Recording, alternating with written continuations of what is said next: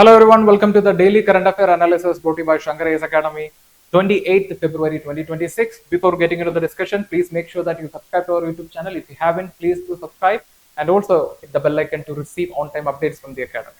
So before moving to the topics for today's discussion, we have an important announcement. It is regarding the pre-storming UPSC Prelims Test Series. The batch 6 will be starting on 10th March 2026.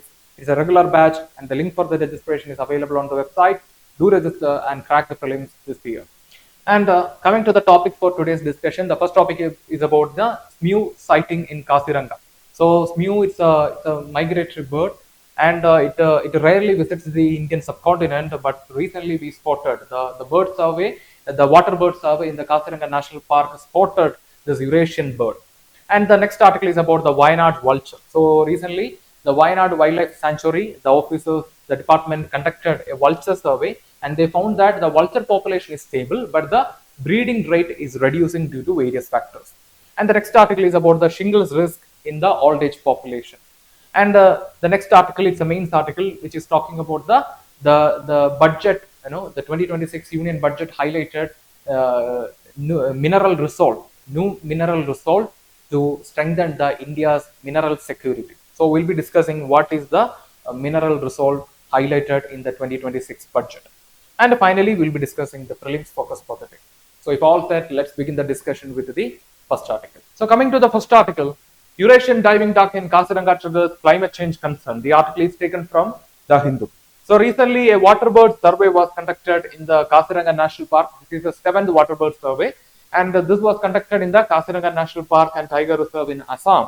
And we have spotted nearly 1 lakh plus birds belongs to 107 species. So comparing with the 2025, there's a slight decline in this year's survey, but not major. And among the birds, we have a special guest that was Smew, Mergulus albellus. So Mergulus albellus or Smew is the Eurasian diving duck that mostly inhabits in the taiga region of the world, that is in the northern Europe and the Siberian region. And this bird rarely visits the Indian subcontinent. And this year we spotted this bird in the wetlands of Kaziranga, and this is highlighting certain climate changes in the taiga region. And at the same time, this is also highlighting the importance of wetlands in the Kaziranga. And we will look into some of the important facts of the Smew. So Mergulus albellus, the scientific name, they belongs to the family Anatidae. Anatidae is the family. It's a large family of birds like this duck, geese and the swans. And we can see that they mostly lives, they breeds in the Eurasian taiga, that is in the northern Europe and Siberian region, and they will spend their winter time in the freshwater wetlands, and they mostly prefer fish-rich waters. And talking about the difference between men and or female and male, we can see that the male bird will appear with a black mask and white body, while female Smew will appear with a brownish gray body. And according to the estimation, currently we have 1,30,000 plus population, but the population is declining in the recent time, and they are classified as least concern in the IUCN Red List as of now. And this is a picture of Smew or the Eurasian diving duck. And why this spotting is very important. Like I mentioned, this bird rarely visits the Indian subcontinent. Before, we have spotted this bird in the Uttar Pradesh and certain parts of northern and central India, but this time we spotted this bird in Kaziranga, which is indicating a climate change. At the same time, it is highlighting the importance of the conservation of need for the conservation of wetlands, and also it is highlighting the importance of Kaziranga National Park. And talking about the conservation concern, what are the major challenges faced by this bird? Hunting, oil pollution, and wetland degradation, because wetland is their major habitat and they inbreed in the wetland. So we can see that this wetland conservation is very important to protect certain species of birds like this Eurasian diving duck. And Kaziranga National Park, it is located in the Brahmaputra floodplains of Assam, and it is recognized as a UNESCO World Heritage Site in the year 1985. And we can see that Kaziranga National Park, we often discussed a lot of facts related to Kaziranga National Park. We know that it is famous for one-horned rhino, tiger, and also for elephant. And talking about the bird area, so the Kaziranga National Park itself is known for nearly 100 plus species of birds, especially the regions of Lokova, and Burancha Puri. So these are the wildlife sanctuaries within Kaziranga National Park, famous for bird population. So this is a picture of Kaziranga National Park. So here you can see the Brahmaputra, and Diplu river is flowing inside the national park, and also the Mora Dinsiri river. So, and also the Kola Duar Beel. These are the important water bodies within the National Park of Kaziranga. And we can see that Kaziranga is also a part of Central Asian flyway. So, so far, we have recognized nearly 9 flyways in this world. Flyways are the routes of migratory birds, and we can see that so far we have we have found nearly 9 important flyways in the world.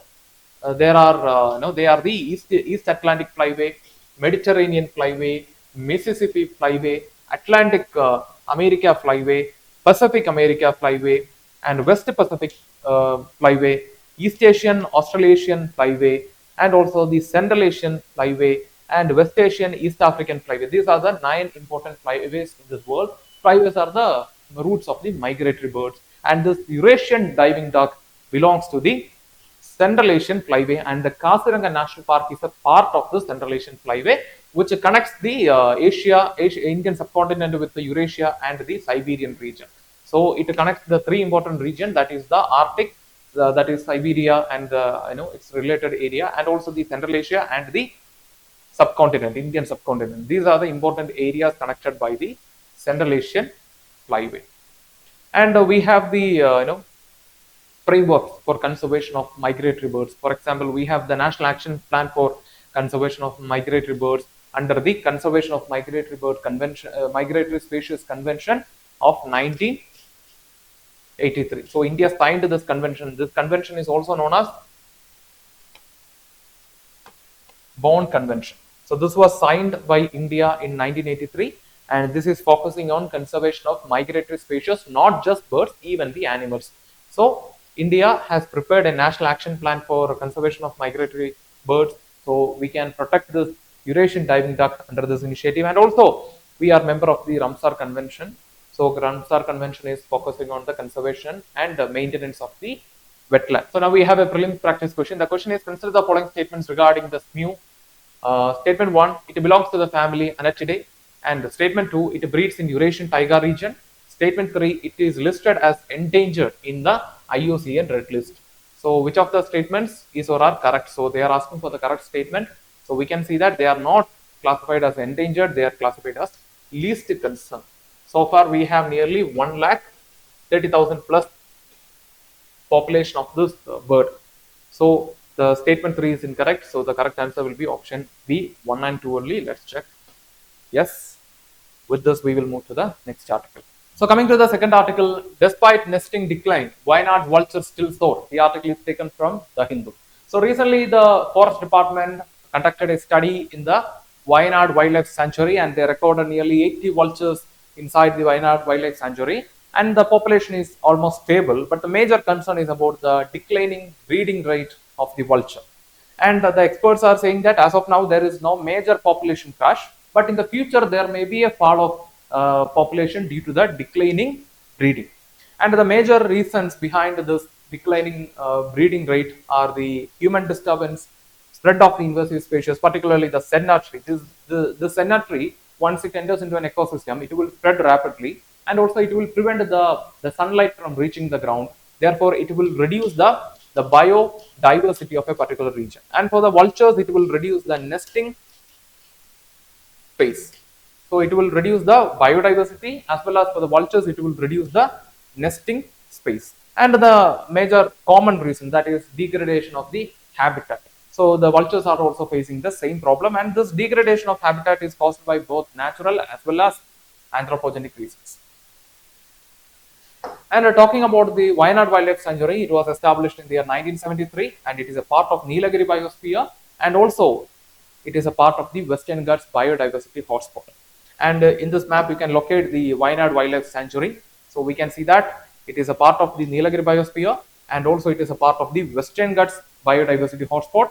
And the Wayanad Wildlife Sanctuary is connecting major ecologically sensitive regions. For example, it is connecting with the Rajiv Gandhi National Park, it is connecting the Bendipur National Park, and also it is connected to the Mudumalai National. It is located near the these important sensitive areas, ecologically sensitive areas. And the important animals found in the Wayanad Wildlife Sanctuary, they are Asian elephant, tiger, and also the vultures. These are the major animals found in the Wayanad Wildlife Sanctuary. And talking about the vulture species in South India, so we have to understand that India is a home to nearly 9 plus vulture population, and we can see that the common species of vultures found in South India are white-rammed vulture. They are classified as critically endangered. Indian vulture, they are also classified as critically endangered. Red-headed vulture, they are also classified as critically endangered. These are the common species of vultures that we usually spot in the South India. But if you take India, entire India, India is a home to nearly 9 plus vulture populations, vulture species. And what is the role? They are called the natural scavengers. They will, they will eat the dead animals. They will remove the waste from the environment, and they will keep the environment clean, and they will prevent the spread of the diseases and infections, particularly the infections like rabies. And these are the important species of vultures that we spot in India: white-rammed vulture, Indian vulture, red-headed vulture, Himalayan griffon, and also the Egyptian vulture. Even though the name is Egyptian, still it is found in India.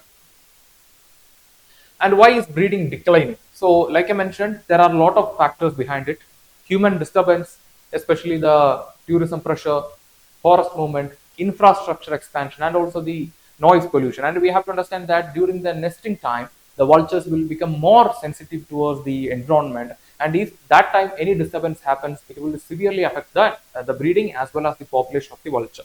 And also the invasive species like the senna tree. So, like I mentioned in the beginning, the senna tree, the full name is Senna specta bilis. So, this senna tree, once it enters into an ecosystem, it will spread rapidly. It will reduce the sunlight from reaching the ground. Therefore, it will reduce the biodiversity of a particular region. And for the vulture species, it will reduce the nesting space. And like I mentioned, it will suppress the native tree and reduces the biodiversity and nesting spot. And the major challenge faced by the vulture as well as other birds like the falcon, that is diclofenac. It's a drug, it's a veterinary drug, but that causes kidney failure in the vulture. And this diclofenac is the reason behind 97 to 99% of population crash of the vulture in 1990s. And in 2006, India banned the use of the diclofenac for the veterinary purpose. But still, steroids and other anti-inflammatory medicines, they are still a major challenge for the vulture population. And if you take the data, we can see that between 2003 and 2015, there is a 53% drop in India's vulture population. And in 2003, we had nearly 40,000 plus vultures, but in 2015, it got reduced to 18,000. So the major reasons are this diclofenac, ketoprophene. So once this ketoprophene, gets inside the vulture population, within 48 hours, the vulture will die because of the high toxicity of this medicine.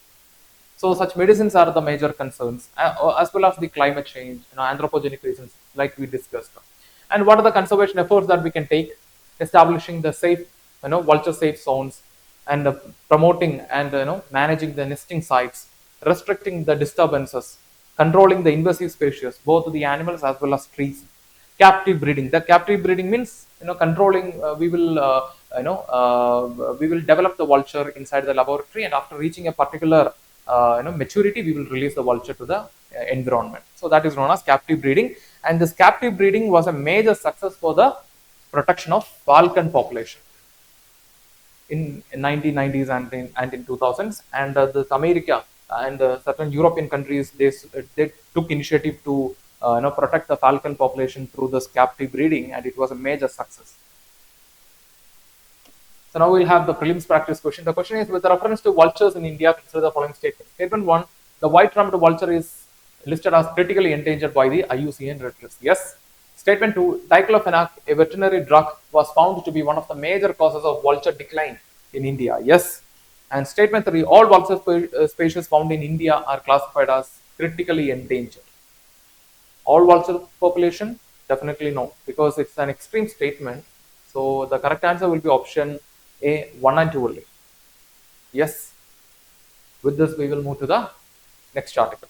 So coming to the third article, survey shows older adults with chronic health conditions are hit hard by shingles. The article is taken from the Hindu. So from the headline itself, we can understand that the article is talking about the shingles infection in the old age population. So what is mean by shingles? It's a viral infection that caused due to the reactivation of varicella zoster virus, the same virus which causes the chickenpox. So we know that the chance of getting a second chickenpox infection in the life is very less. Most of the people will get only one chickenpox infection in their lifetime. The chance of getting another infection is very less. But that doesn't mean the person is free from the virus. The virus is present inside the body, but it is dormant. That means it is inactive. But once the person gets older,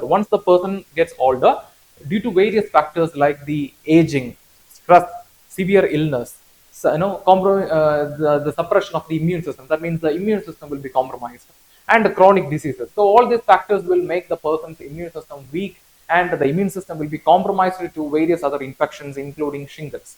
So that time, once the person gets older, once his immune system is compromised, that time this varicella zoster virus will reactivate, and that will cause shingles in the people. And the medical name is herpes zoster. So the reactivation in the old age time of the varicella zoster virus leads to shingles, and the medical name is herpes zoster. So what are the major or common symptoms of these shingles? Painful, burning sensation along the nerve path, blisters across the body, fever, fatigue. At the same time, there are certain major complications. For example, post-herpetic neuralgia. So that means long-term nerve pain.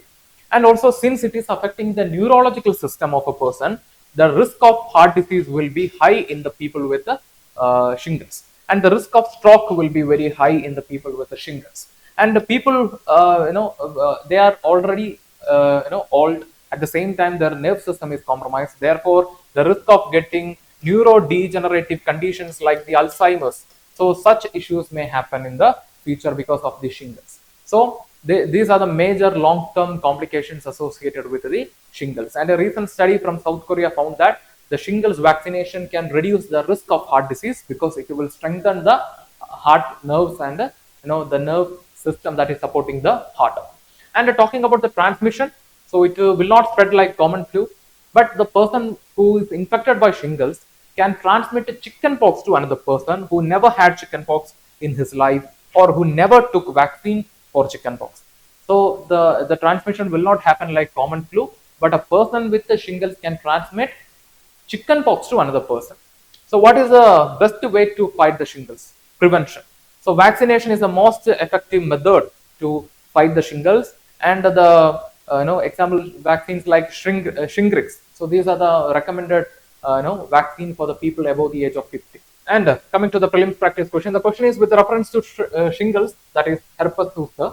Consider the following statement. Statement 1, it is caused by reactivation of virus that remains dormant in nerve ganglia. Statement 2, it occur even in individuals who had chickenpox earlier in life.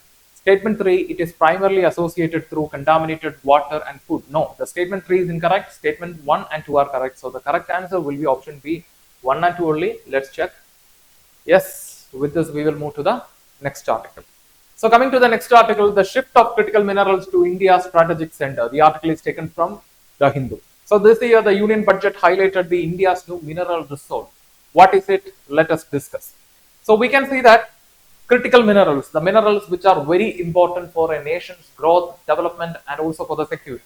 They are mostly used in clean energy production. They are used in defense and aerospace. They are used in electronics and semiconductors, and also they are very important for ensuring strategic autonomy of a nation. How? Because we can see that at present, if you take countries like China or Australia, they are controlling the major copper as well as lithium reserves in this world. If they started controlling these reserves, if they start controlling the lithium supply in the world, then countries like us, we have to depend on China and Australia to get lithium in the near future to boost the electronic vehicle production in India. And if these countries are engaging in any war, or if these countries start changing their policy, in that case, our goal towards sustainable development, our goal to boost the electronic vehicle, everything will be affected. So creating our own space in the critical mineral market is very important to ensure the strategic autonomy. And understanding the importance of the critical minerals, India launched the National Critical Mineral Mission, which is focusing on identification, exploration, and also processing of the critical minerals. And the government of India allocated nearly 16,300 crore for this mission. And so far, the India has identified nearly 30 critical minerals. And what is the highlight of the 2026 union budget? The union budget is talking about mineral reserve. That means at present, the government as well as the nation has to focus on implementation of the policies to boost the mineral security, not just the policy framework. So it is time to shift from policy to implementation. And what are the major structural challenges in ensuring the mineral security? The first is processing bottleneck. So if you take countries like China, they have a processing capacity up to 90%. They can identify, they can explore, they can extract, they can process the mineral. But India, like countries, are depending more on refining and value addition. So we have to boost our processing capacity. And India has certain existing strength, but it has its own limitations. For example, we have reserves of copper, high quality copper, graphite, rare earth oxide, titanium, tin. But we can see that most of those minerals are used for conventional sectors, not to gear up new sectors like clean energy or defense. And also the gestation period in handling the critical mineral is another major challenge. So identification, exploration, extraction, processing, and selling this critical mineral is a major task. It will take a very long time. So for that we need a sustainable and solid framework. We need more patience and we need more manpower as well as financial power. And what is the union budget of 2026? So like I mentioned, the union budget is talking about the implementation priorities. So the first major priority is given on demand creation. So for that, the government has removed the import duty on capital goods which are used for mineral processing. And also we can see that now the government is planning to boost the deployment of electric vehicles, battery manufacturing, solar and wind energy. And also we can see that if we can boost the domestic demand for this, then it will strengthen the mining as well as refining ecosystem of mineral in India. And India has also launched the AI first mineral exploration under the National Critical Mineral Mission, which is targeting on identifying and exploration of nearly 1,200 plus projects by the financial year of 2031.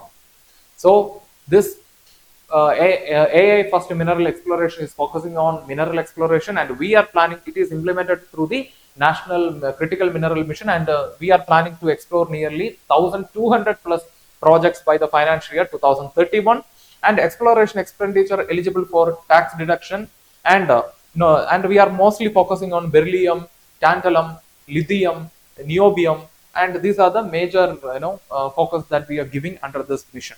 And suggested integration. So we can see that the article is suggesting the integration of certain other initiatives of the government to boost the mineral security, such as the integration of the India AI mission, which is focusing on creating an AI development ecosystem in India. So we can integrate this initiative with the mineral exploration. So we can we can make this mineral exploration more scientific and data oriented. And also the next we have the National Geospatial Policy, which was launched in the year 2022, which is focusing on development of navigation system, such areas. That means navigation system and GIS and all. And next we have the Mission Anveshan, which is focusing on exploration and extraction of minerals. So if we can integrate this initiative, the existing initiatives, then we can boost the mineral exploration, extraction, as well as it is another accelerated step towards mineral security. And geopolitical and technological sovereignty. So we can see that like I mentioned, this critical minerals are related with the strategic autonomy. So in the future, that means in the coming days, there is a possibility of weaponization of rare earth magnets, and other critical minerals. So this will affect the supply chain. Particularly, it will affect the production of electric vehicle, battery of electric vehicles and all. And understanding these concerns, the government of India, responded with rare earth corridors in coastal areas. So we are focusing on identification of the rare earth corridors or rare earth minerals in the coastal areas of India. And we have reduced the import duty of monosite sand. This monosite sand is rich in thorium. So this thorium can be used for nuclear energy. So now we have reduced the duty import duty on the monoxide sand. So more monoxide sand will reach India, so we can boost the clean energy through the nuclear sector. And nearly a project, a scheme of 7,280 crore was allocated for sintered rare earth permanent magnet identification and exploration. So the strategic goal is moving from resource dependency to technological sovereignty. That means implementation of the the policies to achieve the mineral security. So and also we are considering the fragilities or the vulnerabilities in the geopolitics at the global level. And talking about the way forward, so we can see that we have to bring certain other changes within ourselves. For example, we can boost the interministerial alignment or cooperation, state level leadership. This will be very helpful in identifying the reserves in different states, and industry and academia collaboration. So we can make more space for research and development, and as well as for the sale of the products that uses the critical minerals. And key policy instruments, so demand side incentives, so this will boost the domestic demand for the products. Blended finance frameworks, public private partnership, PLI schemes integration, so this will provide incentives which will be benefiting the producers, and also identifying the strategic reserve. So this will boost the step towards the mineral security.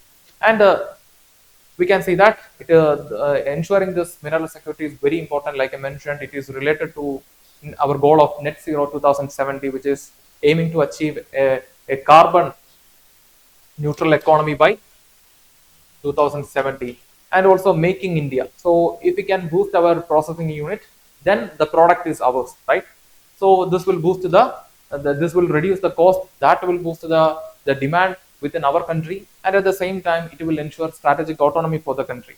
And also Atmanirbhar Bharat, which is also focusing on self-sufficiency and also energy independence. That means we don't have to depend on other countries for energy. We don't have to be that much concerned about the volatilities or vulnerabilities in the global level. So we will ensure more security, and we can ensure regular supply of the minerals if we can take these steps.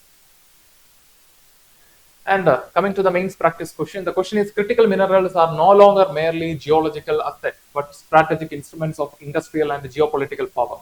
Discussed in the context of India's National Critical Mineral Mission and Budget 2026 initiative. So it's a 15 marks question, and you have to write around 250 words. Write the answer, post it in the comment section. We will review and we will prepare for your answer. Now it's time to move to the prelims focus for the day. So coming to the prelims focus for the day, the first topic is Pradhan Mantri Awas Yojana Gramin. So Pradhan Mantri Awas Yojana, which is working towards ensuring housing for all.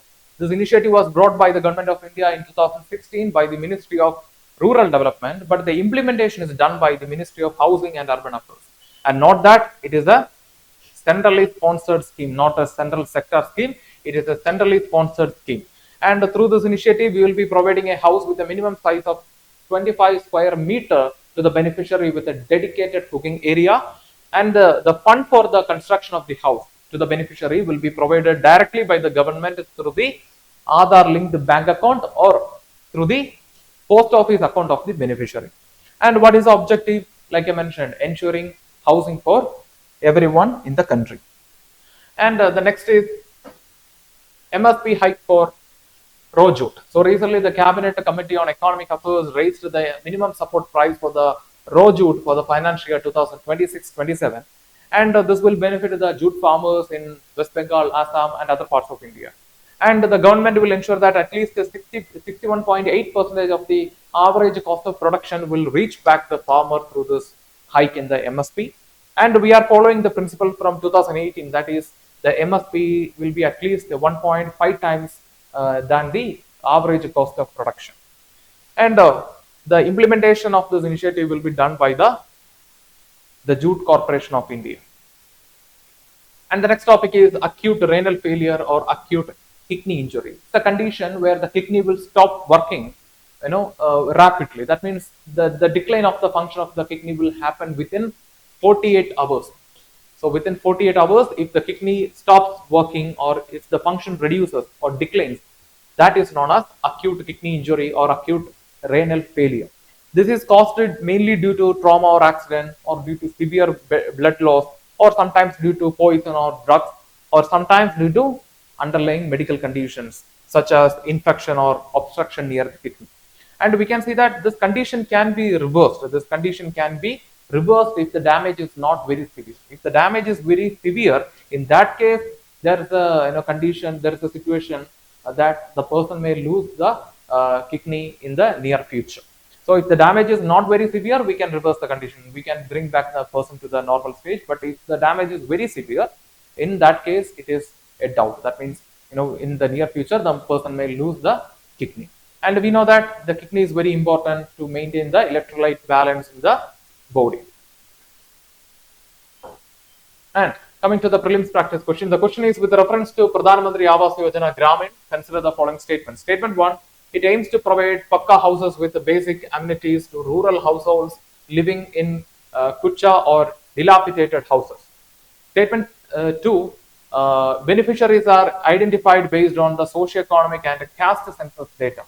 Statement 3, the scheme is fully funded by the central government without any state contribution. No, it is a centrally sponsored scheme. So if we can eliminate the statement 3, then the option B and A are there. Definitely the option A and B are correct. So sorry, the statement A and B are 1 and 2 are correct. So the correct answer will be option A, 1 and 2 only. Let's check. Yes. With this, we are coming to the end for today's prelims focus. With this, we are coming to the conclusion for today's current affair analysis. If you like the video, hit the like button, give your feedback, comments, and share this content with your friends. And before leaving this channel, don't forget to subscribe and also hit the bell icon to receive on-time updates from the academy. Thank you for listening to us. Thank you for listening to me. Have a nice day.